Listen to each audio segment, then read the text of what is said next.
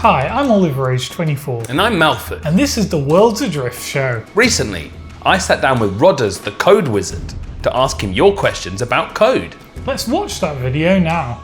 So did you consider kind of procedurally generating creatures in some way to get variation between them? So we've had all kinds of talk about applying natural selection style algorithms to the creatures, have them evolve and reproduce and mutate randomly and see the effects this type of stuff has in the game.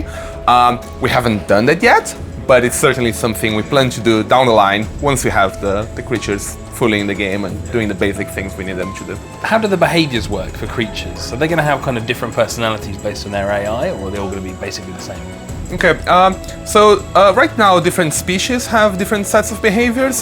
You have the creatures which latch on to your ship and start attacking it, damaging it. You have other creatures that hunt other creatures. So far, all the creatures within the same species behave generally the same, but we do want in the future to make them more interesting and more unique and give you that unexpected little shy creature or maybe this overly aggressive little harmless thing, and gives more flavor to the game, but of course it's something down the line. So early on in development we kind of mentioned that we weren't sure whether there was going to be kind of physical melee combat in the game because how hard that's going to be to do over the network, but obviously we've said we're going to do that now. What kind of challenges have we had to overcome to be able to do that? Right, so it's quite interesting because you have to remember in a network game, what you're seeing is not necessarily identical to what everybody else is seeing because there's latency, there is everything you do takes a while to reach the word and reach the other players. This becomes especially visible with melee combat because if from my point of view I swing a weapon at you and I see it going right through you, maybe from your point of view you are not there anymore, so we have to reconcile those things. So we have a few plans to slightly fudge the way the animations work, to give the different players a consistent view of the thing, and have server-side authority deciding whether the attack has landed or not. And this is somewhat similar to what other multiplayer games with melee combat do. Ultimately, it is a fairly difficult challenge, but I think it's going to be worth it. I think it's going to work well for us. So which coding language are we using for Worlds Adrift? Okay, we use two different languages, mainly in Worlds Adrift. The game itself, the game client, the thing that you run in your computer, is written in Unity, and therefore it uses the C# programming language. But all of the server-side logic is written in a language called Scala, which is a functional language running on the Java virtual machine. So our ancient respawn is going to be procedurally generated, so as the world expands, there'll be more of them to accommodate more players? Yes. So talk a little bit about how explosions work. Will people be able to kind of push things with explosions, maybe even create funnels, giant cannons made out of debris, stuff like that? Interesting. Okay, so the way the explosions work is they do push objects away from them using physics. In fact, one of the mechanics we have is you can explode chunks of rock in the world, and then they blow up pieces of metal all around, and you have to go and hunt them down. Sometimes you want to use your ship to catch them before they fall off the island. So we have all kinds of actual game mechanics involving explosions pushing things away. For weather funneling and making your own custom cannon, that's getting into the territory of fluid dynamics. Sounds a bit far-fetched, no promises.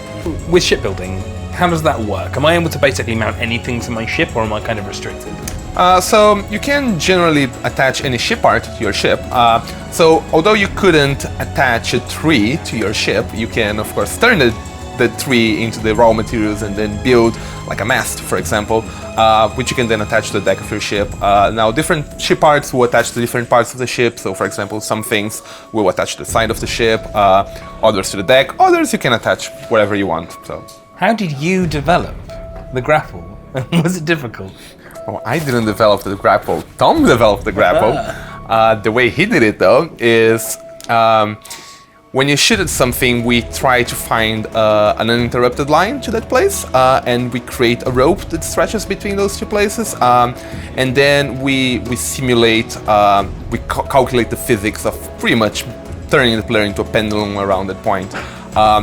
As we do the simulation though, we check if the rope is about to wrap around something, and whenever it does, we segment the rope, and it's basically kind of like As the player collides with an obstacle, he shortens the effective pendulum rope. So all the physics does work out well, and we're using real physics. So kids, study physics.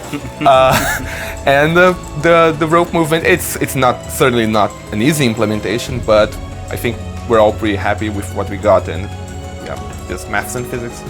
So how big is the game world? Is it going to be infinite? It's not going to be infinite. We're thinking of starting with a world a few hundred kilometers on each side, but it's going to expand and change dynamically as we have the need for more area. So someone's asking a little bit about how you interact with sky whales. Will I be able to attach to them and use them as propulsion? Will I be able to kind of make them chase me and use that to draw them towards bigger fleets of ships that fight them for me?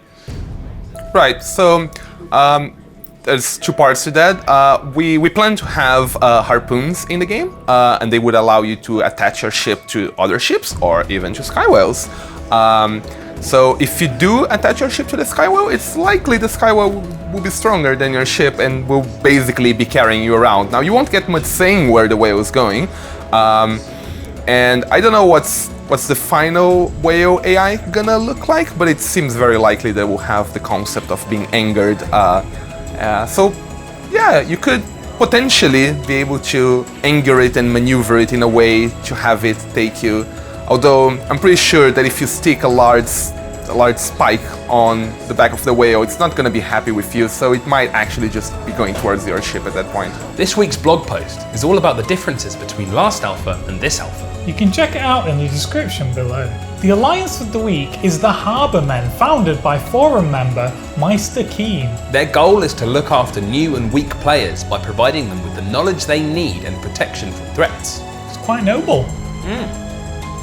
This week's forum topic of the week is an FAQ that was started by forum moderator Deox. It's a really good place to start if you're new to Worlds Adrift, and it answers a lot of the questions we've been through already. It's actually grown to 76 posts so far. Well, that's the end of the video. We hope you enjoyed it. If you did, make sure you click subscribe for more videos. And also head over to the forum for all the latest news from the game and the community. Thanks for watching. Goodbye. Bon voyage.